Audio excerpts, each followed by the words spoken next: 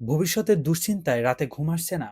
মাত্র একটি আয়াত আপনার জীবনের সব দুশ্চিন্তা দূর করে দিতে পারে। সেটি কোন আয়াত? চলুন জেনে আসি।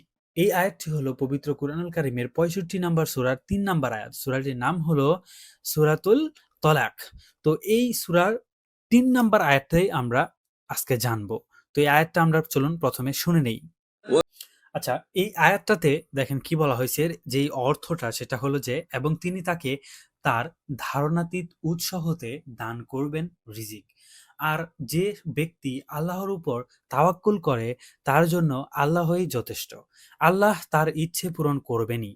অবশ্যই আল্লাহ সবকিছুর জন্য স্থির করেছেন সুনির্দিষ্ট মাত্রা। তো এখানে তিরমিজি ও ইবনে মাজায় বর্ণিত উমর রাদিয়াল্লাহু তাআলা আনহুর এর রেওয়াতে রাসূলুল্লাহ সাল্লাল্লাহু আলাইহি ওয়াসাল্লাম বলেছেন, "যদি তোমরা আল্লাহর উপর যথাযথ ভরসা করতে, তবে আল্লাহ তোমাদেরকে পাখির ন্যায় রিজিক দান করতেন।" পাখি সকালবেলায় ক্ষুধার্ত অবস্থায় বাসা থেকে বের হয়ে যায় এবং সন্ধ্যায় আ উদর পূর্তি করে ফিরে আসে।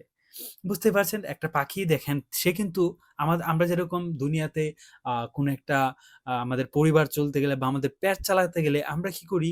আম মানে বিভিন্ন কাজকর্ম করি, চাকরি করি, কেউ বিদেশে প্রবাসী, কেউ কত পরিশ্রমই না করি আমরা, তাই না?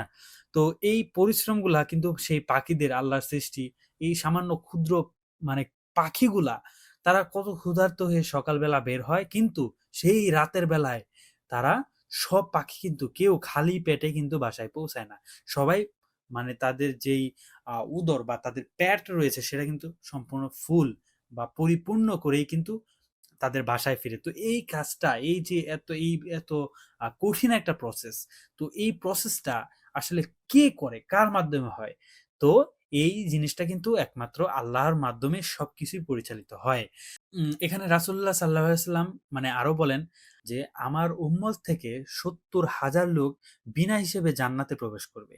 তাদের অন্যতম গুণ এই যে তারা আল্লাহর উপর ভরসা করবে।"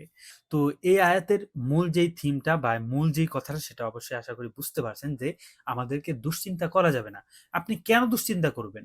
আপনি সবসময় যদি এই কথাটা ভাবেন যে, আমার দুশ্চিন্তা করার কোনো কারণ নেই। আমার যেই বিপদটা আছে, আপনি যেই বিপদে পড়ছেন বা যেই মুসিবতে পড়ছেন, যেই টেনশনে আছেন, একমাত্র আল্লাহর উপর তাওয়াক্কুল রাখবেন, আল্লাহর উপর বিশ্বাস রাখবেন যে আল্লাহ তাআলা অবশ্যই আমাকে এই বিপদ থেকে, এই ঝামেলা থেকে সুস্থ করবেন বা উদ্ধার করবেন।